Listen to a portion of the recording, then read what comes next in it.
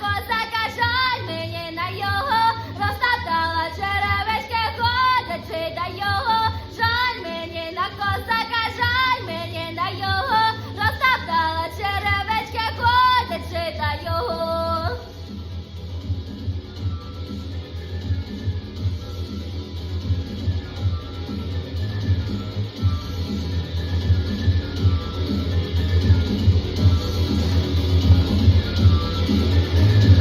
Тепер мені поголять, поки ноги не болять, а як будуть боліти, буду дома сидіти. Ой, танцює, ще й кочеться, ще я стілка волочиться, я